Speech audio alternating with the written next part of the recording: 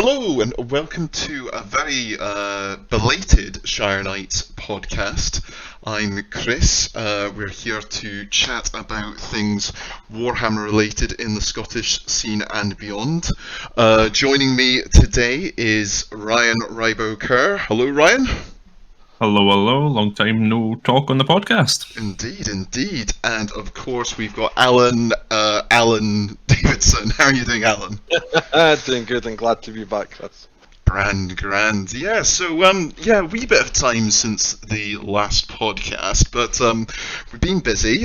Summer and all that has been a busy time sort of thing, but you guys have been up to your usual Warhammer hijinks. I'm going to cover a wee bit of that today. Actually, we're going to have a wee chat about the London GT, which is a few weeks ago now, but very good results for the team as a whole, wasn't it? Yeah, some outstanding results for the team. Great overall. Even those that didn't perform incredible at the GT had a great time, and I think some great results and great games had over the entire weekend. A lot of games as well. Yes, let's chat about that actually. Before we go to results in particular games, let's chat about the tournament as a whole. So, Allan, do you want to chat me through what you guys all signed up to? Because it was a bit of a marathon in the end by the sound of things. Yeah, it was a bit of a marathon. We thought we're going down to London, we're going to have a great time, we've got time booked off, and what's the best thing you want to do but play as much 40k as possible? You know, now you kind of forget about your body at this point. When you were first signing up, 11 games, a breeze. Over 4 days, easy. A minimum of 11 games, surely you've got to be, in case you get into that final round, yeah? That is very true. So a minimum we signed ourselves up for. So we signed ourselves up for a Friday RTT, 3 games. The weekend GT, minimum of 5, as you say, possibly going to more. And then the Monday RTT, where you could play another 3 games. And if you got into the final, then you were playing in the final, you got your money back basically for refunded. So, yeah. So we thought, why not? We're expecting to be there Monday, so we thought we'd sign up for all 3. I mean, it's pretty impressive. I'm not sure I could deal with that many games of Warhammer in one weekend. I could see the advantage in doing the RTT on the Friday. You sort of get that into that almost like practice rounds for the main GT sort of thing, but definitely when it would have come to Monday, I think I would have been Warhammered out by then. I'm not sure if you guys were. Yeah, I think next time I'm probably not going to do the Monday. The Friday was great. It was a good warm-up, and it kind of gets you in the mindset for the weekend. Yeah. But I think the Monday after, you've had a long weekend of Warhammer, some really close games, and then you have to do it all again, 3 games. You're just burst by the end of it. Yes, to say the least. I can definitely see the advantage of not rushing back up the road, especially for us from, if you were rushing back up from London to Scotland on the Sunday night. I could definitely see the advantage of staying the extra day, but I don't think on that Monday I would want to play games. But let's have a wee chat, and we'll focus just on the big event, the GT itself. So that was the Saturday and the Sunday. It's a 5-round event, isn't it? The GT itself is the main event is 5 rounds, yes, and then after the 5 games they take the top. I can't remember how many it was, but they go to a shadow round. Yeah. To then, I think this time they done 2 shadow rounds before they then went to the kind of quarterfinals, semi-finals, finals. So overall, if you are going right to the final, you have 10 games of Warhammer in 3 days. 4 of which were on the Sunday. It's a lot. But for everyone else that didn't make it to any of those finals, that only went 4-1, because I think it's every undefeated player then goes to play in the shadow rounds. Yeah. They play 5 games, 3 on the Saturday, 2 on the Sunday. And the reason you have those shadow rounds is that this event, for anyone who's been living under a rock, I think this year it was 600 plus people who actually played. I know they sold a few more tickets, but I think eventually it was only 600 plus players. Is that right? It was absolutely mammoth. I think before any dropouts on the day after pairings went up, it was 720 people. Oh my god. I think a few people, travel, train strikes, and that couldn't make it for after pairings had went up. But I think, before the event, I had a quick look at the table numbers and saw what was the lowest table, and it was 360, I want to say. Yeah, we had fun on the sort of Shire Kngihts WhatsApp group, sort of playing like Where's Wally, looking out for you guys with your red and black hoodies from various people who had posted, because it was quite a huge venue. It looked like a giant like sports centre or something like that. Yeah, so it's the Lee Valley Athletic Centre. It was the same one as last time. It's actually one of the best venues I've played 40k in. Really? The UKTC events normally are held in like gym halls, a basketball court we've had, and like sometimes it's schools, kind of like gyms. But this is the big athletics track, and the benefit of it is because you've got that many bodies in there. It's a big high ceiling, so you're not sweating buckets. It's actually it's warm because the amount of bodies, but it's generally it's kept cooler than normal. And then the big doors at either end of the hall can actually open up, because I think it's one of the Olympic kind of sports that they practice at this athletic centre. The kind of opening for it is inside the hall, and then they throw stuff out, so they have to open up these massive doors whenever they do that. Or when you've got a bunch of sweaty gamers and they're playing their game, they open it up and all the gamer funk gets wafted out. But all the extra stuff, yeah. And in turns, I've done some UKTC events beforehand. Terrain seems to be quite good. Always been a bit of mix and match between how they set the tables up in terms of like either longboard edges or shortboard edges, but plenty of space, no tripping over each other sort of thing. You found that okay, Alan? Yeah, it wasn't too bad. It's a bit more back to your sort of stage where everything sort of there wasn't much space between them, but based on the amount of numbers that were there, you could sort of see where they're coming from. You're going to give them leeway if there's 700 folk there, sort of thing. Yeah. So like some events I've been to, you get 2 tables, you get a wee bit to walk around and things like that. But this one generally, it wasn't too bad. I think there was about maybe 6 to a row, so you didn't have to run too far. You're not doing your sort of 10k laps to get round the other side or anything like that. Yeah. And generally, like when you're speaking to somebody and you can try and help each other out and move some certain models at certain times. But yeah, no, generally, no, it was a great setup. That was my first time at the London Grand Tournament, and the venue was spectacular. That's good. As Ryan said, one of the best venues I've played in. Ringing endorsements of venue, but the most important thing, guys, Scran, coffee bar, normal bar, these things.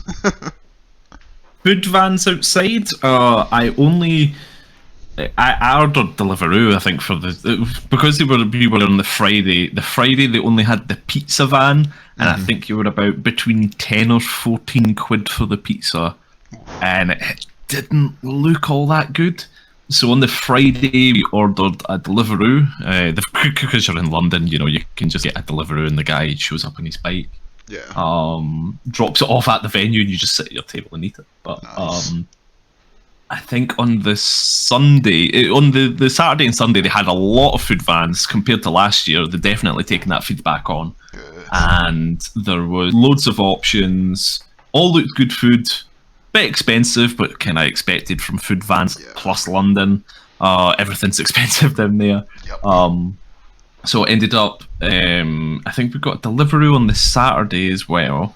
Oh, no. Some of us, because the hotel was at a service station, I had a Subway in my bag that I got before I went to the venue. So that's what I had on Saturday. And then on the Sunday, there was a shawarma van that I got a chicken doner wrap from, which was amazing. But no, the options were much better than last time.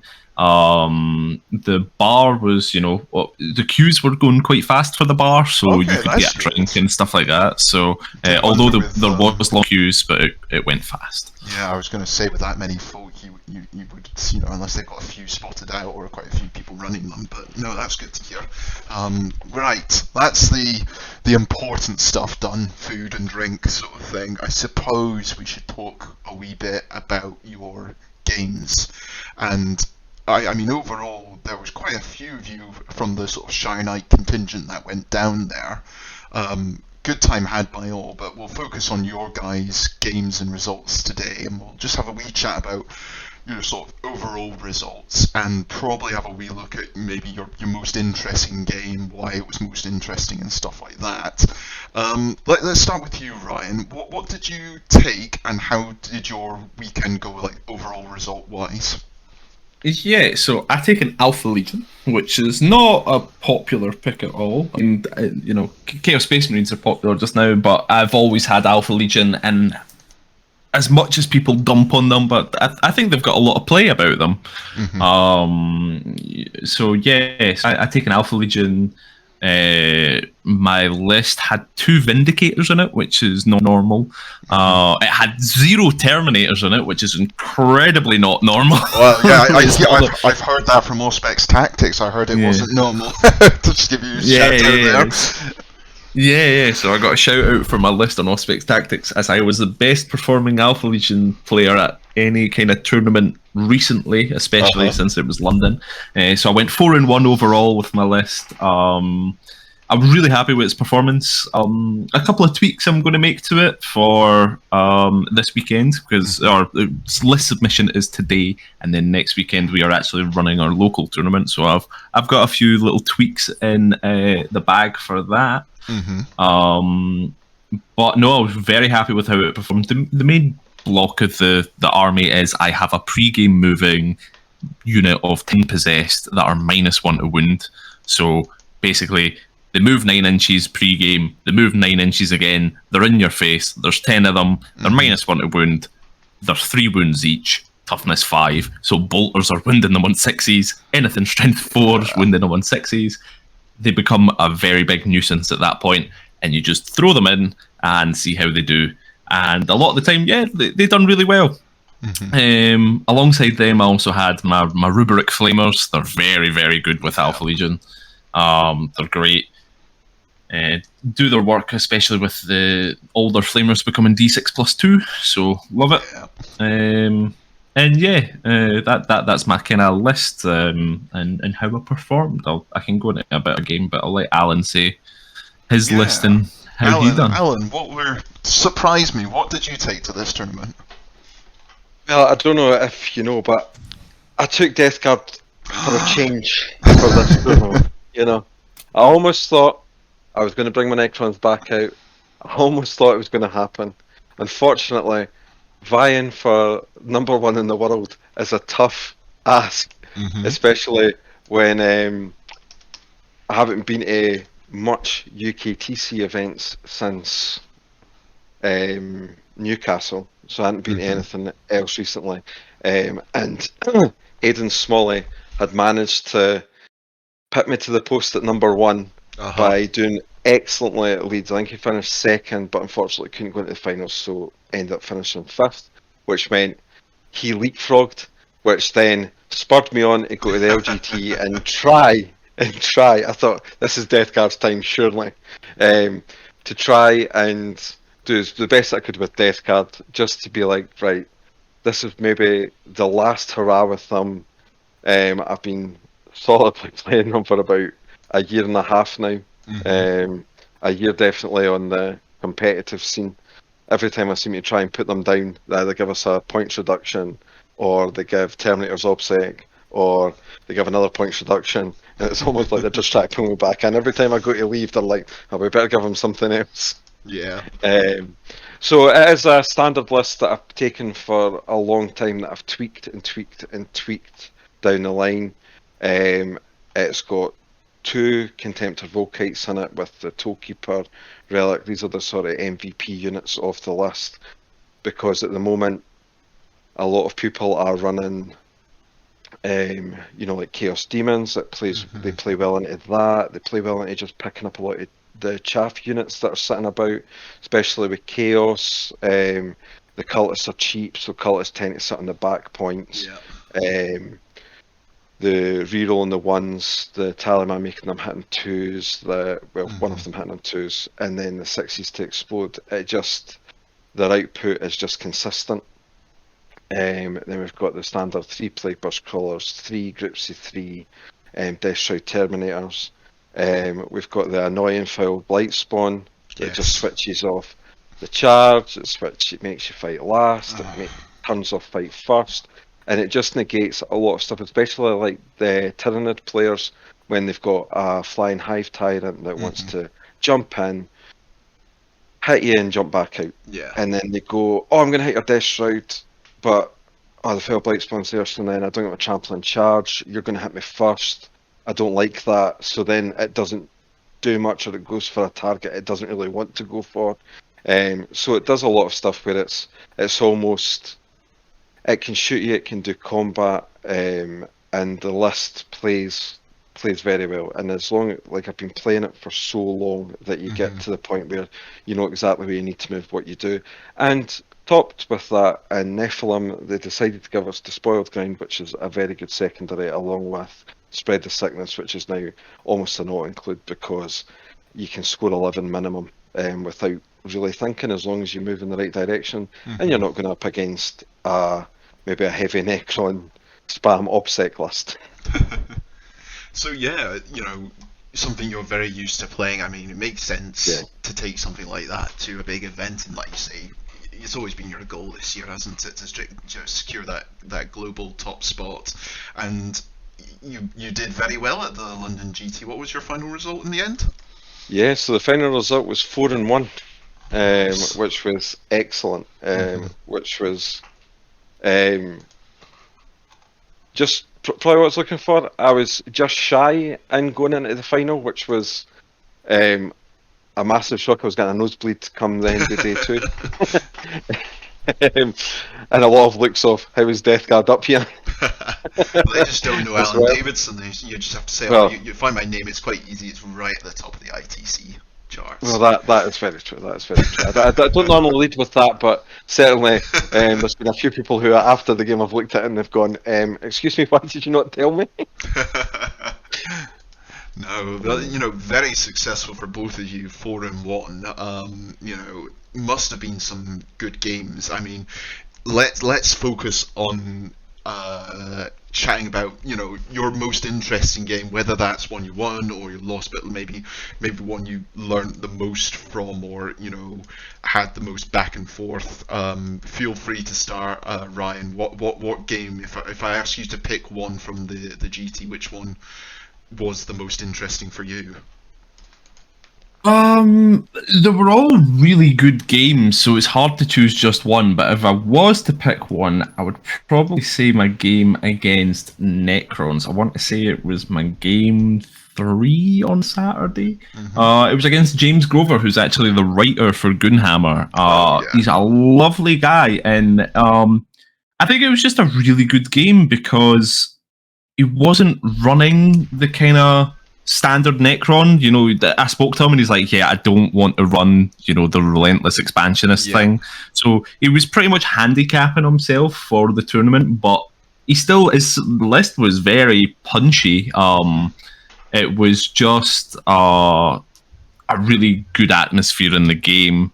You know, I managed to get my Possessed in, my Flamers went up in flamed stuff, and my Vindicators cannoned stuff off the table. It was it was rough for him in the game, but still a very enjoyable game for him, and we both had just a great laugh during it. Is that rough for him in the sense that because you've got those pre-game movements and you've got you know, quite, you know, I think most lists that are at the top of tournaments anyway are quite you know, you have to go quite aggressive anyway in the current meta in the UK in particular.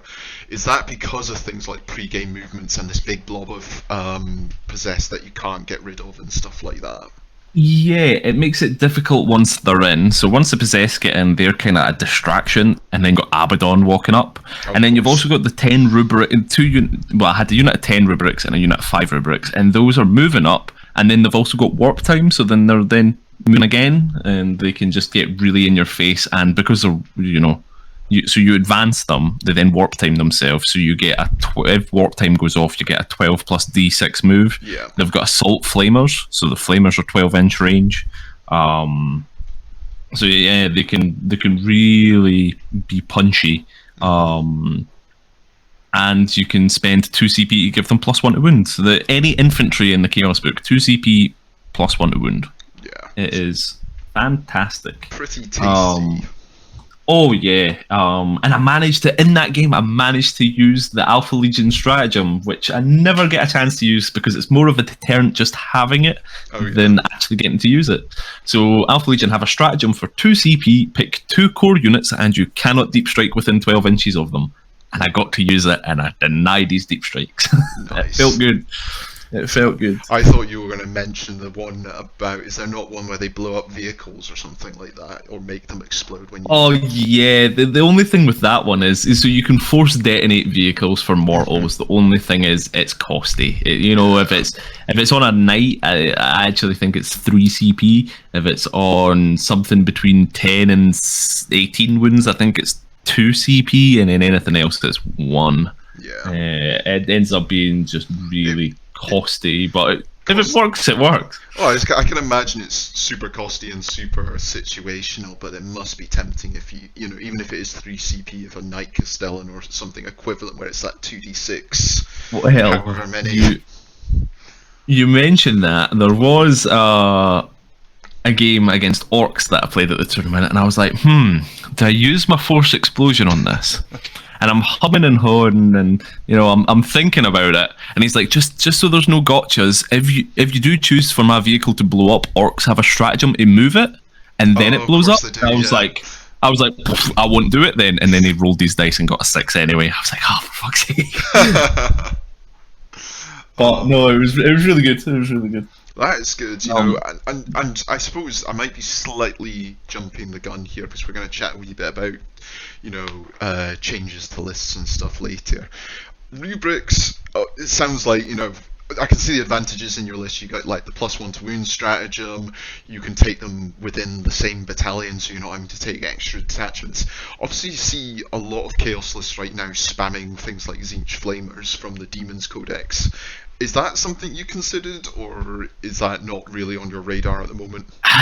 It's too much CP. I need my CP for the Alpha Legion. Have some great Warlord traits, and there is some great relics and great combos in the Chaos Space Marine book.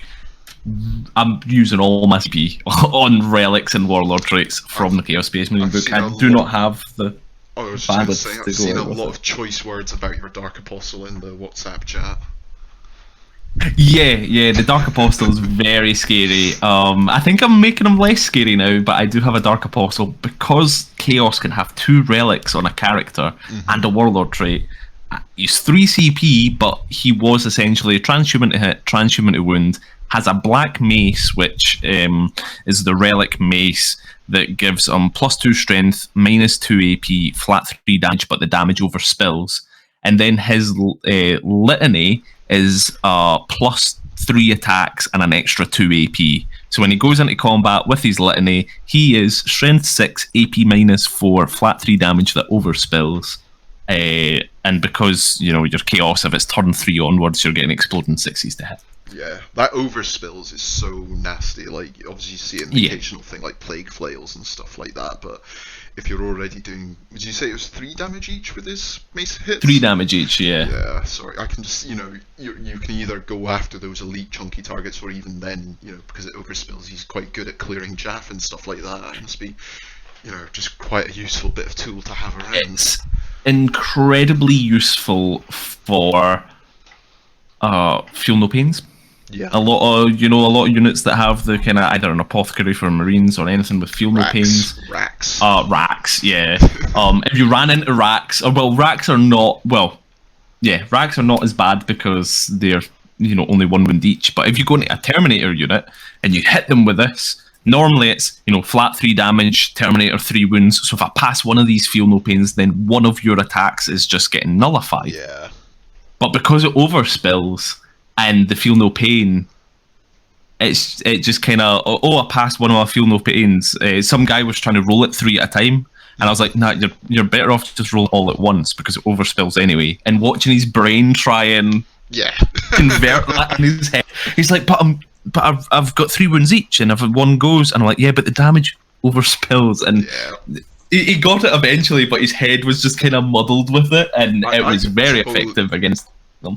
I was going to say, I can totally appreciate that being like a complete mind fuck. No, this is not how this edition works. I've gone through the whole edition, it doesn't spill over.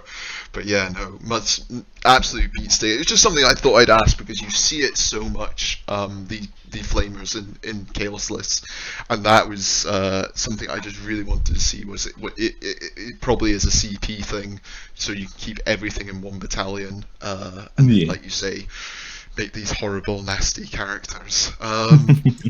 Right, let's turn to the heady heights of Alan Davidson. Your games then, one that's particularly stood out for your path to glory. Well, this is the difficult part. So I think I'm going to have to half it between 2 games. Go for it. Because if I don't, I'm not doing either of these gentlemen justice because they were both exceptional games. Now, the one was my very first game in the tournament, where I was up against Sam Wakely, and turns out Sam, when I met him, brilliant guy, got on great with him. He actually runs Clumsy Orc Studios. He's a founder for Clumsy Orc Studios, and he's a coach and artist, and he coaches Thousand Sons. So when you first get your parents through, you're maybe fingers crossed, maybe you get like a nice gentle ease game in, that way you're thinking, because it's very random at that point. No, I get Thousand Sons, which really does counter a lot of mortal wounds are not your friend. Mortal wounds are definitely not my friend. No, not at all. And especially when I'm running Volkites and he can -1 damage as units, which then push them into all as dust, and then they get +1 to their saves, so then it all starts stacking, and 2-up saves are a nightmare to try and get through at times. So going into this game, I thought, what I need to do, at the same time I just need to ensure that I'm screening out, taking stuff in front of it. He's got the standard sort of, he's got Araman, he's got Sorcerer that's doing all the mortal wounds on disc, he's got the Infernal Master, he's got 4 units of rubrics, he's got 2 bricks of 10 Terminators, and he's got a brick of 10 Flamers and a Rhino. So I'm thinking, right, okay, need to pop that Rhino. If there's anything in a game, especially if playing against Drukhari or anything else, if something is in a transport, I want out the transport. So no, the game was great. Where he evidently had a game plan of what he wanted to do, and he executed it well. It just came down to survivability of the units, and Deathshroud just don't die. And that's what I came down to, like 4-up and vulnerable save. I pushed them hard on the back line. The floated bloat drone that I put into the list recently, just for all the points drops, it was definitely the MVP of the game, because I'm able to, for 2 CP, take the gloom and bloat that I've got, the contagion I've got on my foul blight spawn, and pass it off to another unit. And I normally now pass that on to the floated bloat drone. It extends the range. He fires up the board. He's sitting in a nice area, and then I can put real pressure on. The only issue was that because of the mortal wound output, I don't have the same screening ability, because I can't just put my Deathshroud out straight away, because I'm too scared of them just getting mortal wound bombs. So I had to choose at the right times when as soon as I got to one of his character, the main one that was causing all the mortal wounds, then I had a bit of breathing space, but I didn't get to him till about turn 3, turn 4. But then I'd engaged a lot of the other units. So no, that was a good game. It was very tight. It came down to 85 to me, 70 to him.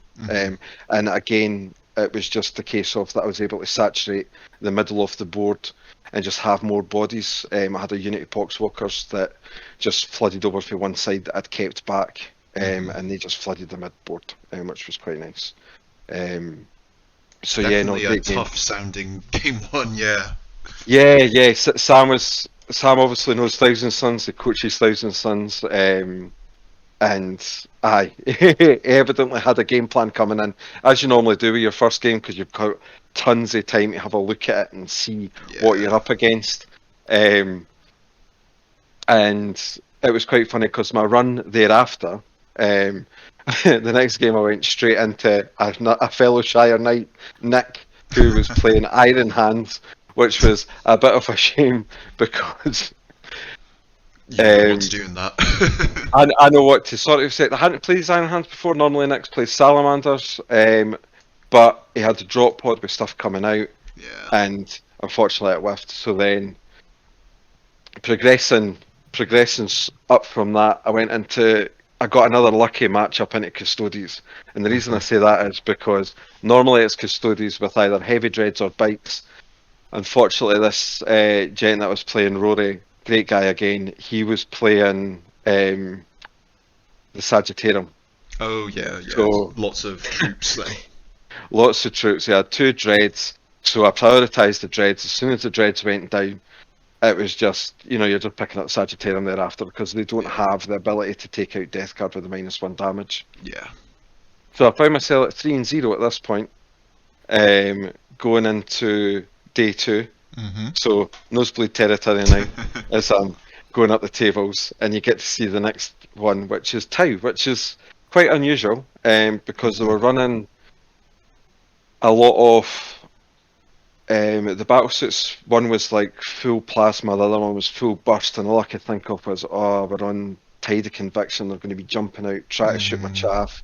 They've got the 2 Sunshark bombers, which seems to be the staple, but they do cripple to melee. So I was able to push out, and they had one turn where it could have turned, and they didn't wipe out anything. And then from there on out, it was just Death Stride. We're just going into everything because everything was in the middle of the board. And then I got into my last game, and the last game was against. Now, let me get his name right here. I'm sure it's Lewis, but I just want to double check before I murder his name. What was he playing? Oh, he was playing the glorious. He was playing Chaos, and he was playing Creations of Bile, and it was Lewis Fitzsimmons. And all I could think of was the only Chaos faction that switches off everything that I'm trying to do. So basically, I need to shoot him, which is great, but he can advance and charge with a unit, and everything just flies across the board, so you're only really getting one opportunity to shoot, because he had 2 units he possessed. He had good old Abaddon, with stapling most does in every Chaos list. Not have Abaddon at the moment? Exactly. He had a Disco Lord, he had the Demon Prince, and he had the Demon Prince with the Nurgle Relic, which is auto hits to wound, which I was like, oh great, here we go. So the problem that I had was that normally, something runs into me, and I go, you're not fighting. And then I kill you, and you're not fighting. The problem you got with Graces of the Bell is they run in, you kill some, they fight, and then the rest of them fight. So it's then a case of trying to deal with attrition. But it was a great game. Lewis was a great guy. There were certain points in the game where it was swinging back and forward and back and forward. He failed a 3-inch charge. I've never seen somebody in a game try and pull their hair out, and I could totally understand. It was 10 possessed, making a 3-inch charge into 2 Death Shroud. Failed it, which meant, now, normally what I say to people is when you're playing, you always go for victory points over kills. I could have went in and killed Abaddon, but I would have sacrificed into the Demon Prince and everything else that was there. Mhm. Or I could just spread the sickness for 4 points. So I chose to do spread the sickness, get the 4 points under the bag. The Volkites unleashed into the possessed and killed a load of them off. But as Ryan alluded earlier, when they're -1 to wound, they're a pain to try and move. So that was quite interesting. But it did come down to a slog fest in the end. We had Poxwalkers coming back, taking a point off him because he didn't have OBSEC, so holding the priority target. And what I always find quite funny is the game that we were playing was Secure Missing Artifacts, which is the old priority target. Oh yeah. Where you're moving the objectives. Now, in that game, if you hold 2 objectives and your priority target, you will score 44 primary without having to push out to get 3 objectives. So at that point, we're both looking at each other, right? We can both score, right? 44. So it's literally just coming down to secondaries. And because obviously it just flooded in, it ended 97 to, I think I got 85 in that game. So it was very close. Yeah, no, it was extremely close. And it's such a great opponent because it was coming down to like this, even the slight movement blocks. So he had a bike that I was trying to kill off because I knew that he could block my contemptors from moving to shoot the rest of his stuff. So he managed to place it so that I'd have to move round, and then I couldn't get a slight angle. So it was very, very technical. Day 2 was definitely the most technical day I've had in a long, long time. I think it's going to be when you're up the top of that table with every inch, like literally every inch is going to matter. Yeah, definitely. And you're trying to weigh up how to hold things up, how to do certain things. You know, it comes down to just things slightly surviving. It was like I even used stratagems that I haven't used in a long time. Like the Disco Lord went in, killed one of my guys, and then I decided, right, he's on a wind left, I'm just going to auto blow the tank because you killed the tank, so I might as well kill your Disco Lord. And he even asked me before it, he said, you got anything that blows it up? And I said, yeah, I do. I've never used it in ages, but I will use it in this scenario because killing your Disco Lord just means that I get to kill him and put him away, and then that's the good thing. It must be, it's that sort of advantage for having played it for a whole year, you know, even if you don't use that strat, you know it's there in the book sort of thing. Definitely. 1 in 1,000 games you're going to use it, but it could have been the sort of clutch moments, especially kill something like a Disco Lord, definitely. It's having that sort of utility belt where you know how everything sort of works, and like the things you don't normally use, then you can use it, because there wasn't any need for anything else to be used in that game. So I was just kind of saving it and thinking, right, well, I could do a bit of damage here, even if I'm doing damage to my own units, because at that point he had swarmed me so much that the Foul Blight Spawn was really made redundant just because of his fight on death ability. Yeah. And then it was helping him for his because he chucked his Demon Prince in. It helped his Demon Prince as well, because the Demon Prince, you've normally got to roll the dice, and you either take D3 mortal wounds if you don't roll, I think it's above a 4, to fight normally. But because I was making him fight normally and not before me, then he was just like, that's fine. I'll just hit you anyway when I get there. Yep, exactly. He's hitting you at one point, whether it's first, last, or somewhere in the middle. It's such a powerful ability. You know, I think it's understandable when they nerfed it for Harlequins for the dark version of them. I would expect it to get nerfed for Creations of Bile at some point in the future, but I actually might use that as a wee bit of a segue right now. But definitely sounds like 2 very interesting games, especially like the latter one when you're right up there and every inch is counting. No, that was it. Like that's what I mean. The last game was just like the first game. You know, every inch was counting, every sort of thing. It was great to play, you know, that way, because even although we're playing at a high intensity, there was still laughing, there was still enjoyment, there was still, even although at times, you know, bless him, Lewis was probably pulling his hair out thinking, how have I just failed a 3-inch charge? Especially when you're in that sort of like high intensity situation, you must be like, bugger, that's it. What's the chances of failing a 3-inch charge at this point in this game at the LGT sort of thing? Yeah, exactly. Dice abandons you then at all times. And I'm thinking, oh my goodness, right? I've not lost that unit. Oh, I've got this to shoot at now. Oh, there's now. In hindsight, if they had got in, then I probably would have cleared his back objective off a bit more than his that objective. So it kind of worked in the sort of favour, but he would have been straight down my throat with another 10 possessed, which would not have been fun. Yeah, definitely. Well, let's chat a wee bit about post-LGT now. So we're obviously, I think, more than a month past LGT, maybe just a month sort of thing. We've literally had the new Balance Dataslate come out a couple of days ago. Not a huge amount of changes, things done to Leviathan Nids, things done to Light, Harlequins.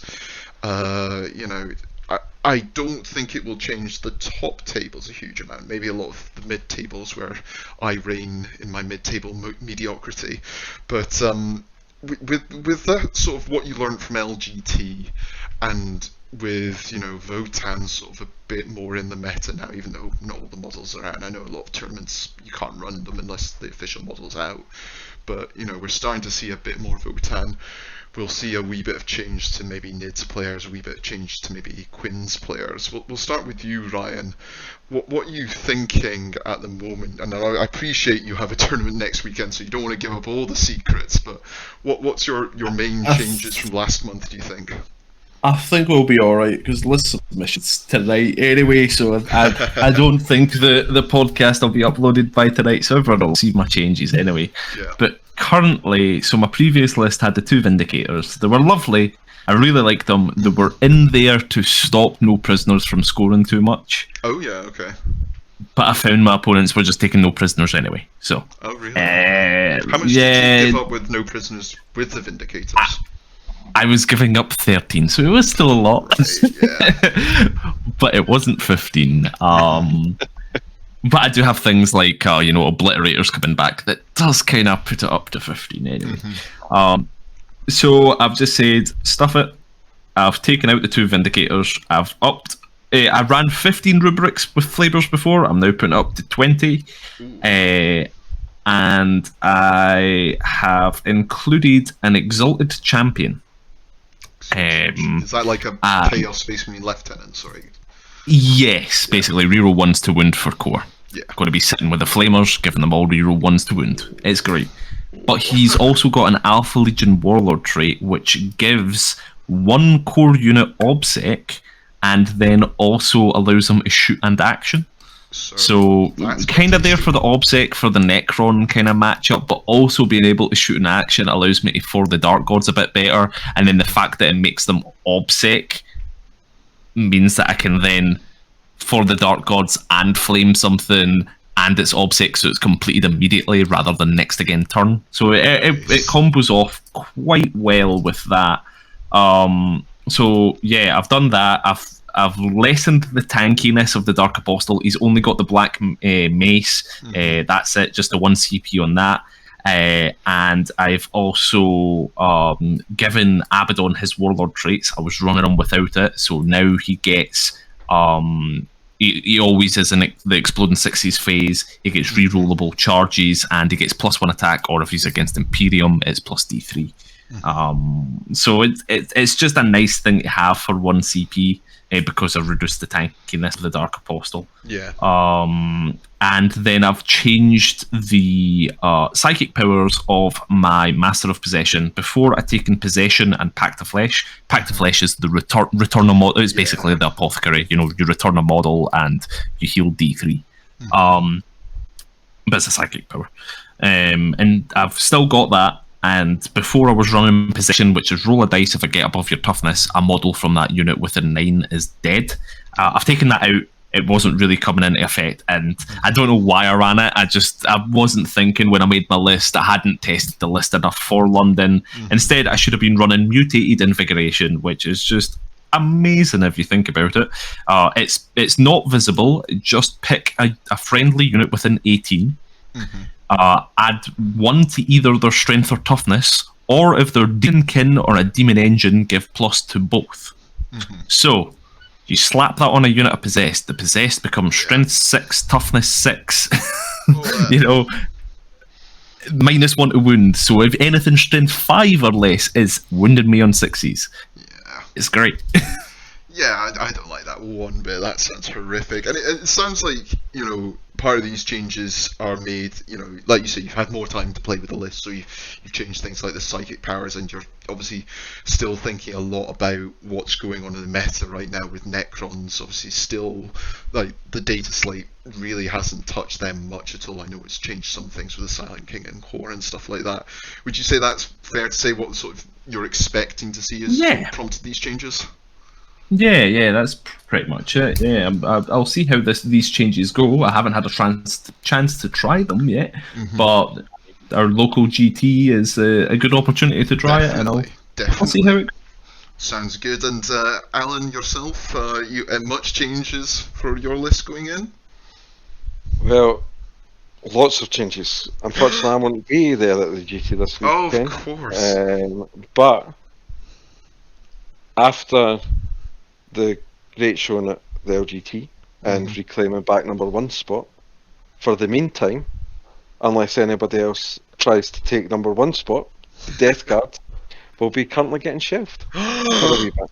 Shock. Horror.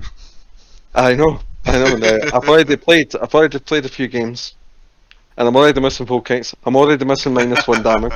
However, there is some. So I'm going back to a first love that when I came back in 8th edition to the hobby, I was collecting Necrons. So seeing as Necrons did not really get touched in the recent Balance Dataslate, I'm on the Necron bandwagon. Loving it. Because I like scoring secondaries quite easily, thank you very much. That's really where they needed to get touched, is change those up a wee bit. But is it sort of the standard OBSEC pre-game movement dynasty you're looking at the moment then? Yeah. It's got to be the Relentless Expansionist, the OBSEC, you know. But I'm playing it in a sort of different way. I think most of the way that the games are played are you're taking about sort of 3 times 9 Scarabs with Chronomancer, giving a 5-up Feel No Pain.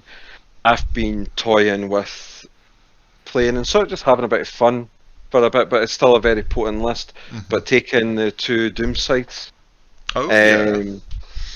and then running that with Silent King, Cataclysm Command Barge, 3 times 3 Scarabs, 2 times 3 of the Tomb Blades, but with a lot of people are running with the particle whips or something like that. Particle carbines, something. It's the ones that makes them the cheapest, but I like running them with the Tesla carbines, just for the simple fact that 6s double explode. And if you keep them close to the Silent King, then you're re-rolling the hit roll, so you can fish for 6s, which is very nice. The planes have a similar weapon, but strength 7, 1 damage, 10 shots, again 6s double explode, hitting on 2s, and then you've got a nice sort of hard hitting weapon as well. And generally what I tend to find is that, yes, you can shoot at planes, they are -1 to hit. You can take them down, don't get me wrong, but if you don't, then 1, they heal up, you can spend 1 CP to make the one that's just been shot at, if it doesn't die, act on its full bracket. So you've then got something that's flying across the board, because you know it's going to die. You just put it in an area where it'll get blown up, and then you just auto-explode it, and then it's doing D3 wounds. Just turns into a bomber by design then. Yes, and a major part of the list is 2 Transcendent Catans. So you're having a Catacomb, I can never say this properly, Catacomb Command Barge, Silent King, and 2 Catans. But just the plain Catans, not the named Catans. Just the plain Catans. What I tend to find is that they can be a bit of a nuisance. You can't start the game with the same Catan powers, but you can for 1 CP change a Catan power in the game, so you can change them to what you need them for. So say you're playing against Spamless where you just need Sky of the Fallen Stars to hit 3 units, and then you could do it again. Then you've got another couple of things to use, and then you've got a CP where you can roll a random power. I was playing a game recently against Death Guard, where I went up against the Terminus Death List, and I took 2 Catans, and I ended up giving. In fact, I was taking the Nightbringer a wee bit at this point, but I prefer trying the other 2 just because they're cheaper. Yeah. But basically, was using Times Arrow, and Times Arrow. I hate Times Arrow. Is So roll much equal. snipes a character and just like they're dead. Yeah. So your biologist push fire, bang, it's dead. Or your foul blight spawn, bang, it's dead. You know that way. And then if you're lucky enough to roll a 2 and get another Times Arrow, you can kill another unit. But they're good at killing termies, they're good at killing possessed, they're good at killing things, because there's no peel, no pains or anything. You just roll a 3 or above and you go, that's one dead, that's one dead. Delete. Yeah. And then by the time they're actually getting anywhere near where they need to get to, because you just saturate them with wee units, you know, they've killed down a lot, and then they go in and hit just as hard. So yeah, so that's been quite interesting. It's been nice playing an army that has movement. I kind of missed that. You know, that way. It'll be very weird for you. You'll be like, it moves how far? It moves 6 inches? What? yeah, exactly. Especially when I take the +1 move imperative for the full game. Oh my god. People are always wondering why I take that, but I'm like, I play Death Guard that often, I just need extra Whizzing movement. around the board. Yeah, so it's good fun though. It's good fun. The list is designed to score 70 by the end of turn 3. Well, that's this. You can almost just take a Necron list and you're sort of guaranteed a certain amount of your secondaries, aren't you? Which is disgusting. I think one turn I maxed the 15 for the 15 for Code of Combat, because all I did was I whittled down the hard units to just 1, and then the Silent King just goes in and picks up a couple, the other one picks up a couple, and then you take a couple in combat, and it's just pretty easy. Such a missed opportunity for the data slate. That's all I have to say there, you know. Yes, yeah, I must agree. And I've also got Nids and Drukhari in the mix as well. I quite fancy trying some of that out. Maybe not rack spam, but I would definitely love if they gave Talos some love and gave them core back. I was so hoping for that in the data slate, but no luck. You know, I mean, they've got plenty of other options and stuff like that, but I do have 6 Talos just gathering dust at the bottom of my cabinet at the moment. Maybe they'll be out for 10th edition. That could be interesting. Right, chaps. Anything else you want to shout out or chat or raise while we're here? So I just have one thing to add for just the listeners and stuff. You will have some opportunity to see the Death Guard listing operation, as I'll be collaborating with David Jack of Call to Arms. David plays in a lot of tournaments in the UKT scene, and he started up the YouTube channel, so he was asking for us to get involved with it. So after being so successful at the LGT, we'll be doing a sort of roundup, a sort of how the list plays, seeing what it's like, because I have ran a lot of Death Guard lists, and for me anyway, this feels the most optimum at the moment, because I think a lot of people do take Plague Marines and stuff like that, but I just feel if it was a mirror matchup, this list just tears through Plague Marines and the other stuff that you try and do. So that'll be interesting. Dates for that will be upcoming. I think it's going to be sometime in December, just due to both their timescales. So that's Call to Arms, is it? Is it YouTube? Is it going to be on? Yeah, Call to Arms on YouTube, yep. Call to Arms on YouTube in the near future. Anything else, chaps? Yeah, so I'll just put a little note about how we've been kind of absent from the podcasts. Life gets in the way sometimes. Yes. I myself moved house, tournaments got in the way, and just general everything. It's been a busy time. It can even be simple, like my excuse, unfortunately, has just been work has been absolutely chaotic in the sort of run up to the sort of winter autumn time sort of thing. But hopefully this is the restart of something a bit more frequent, at least you know, something a bit more regular than once every 2-3 months. Anyway, I'm sure we can manage that. Yeah, definitely. Yeah, definitely.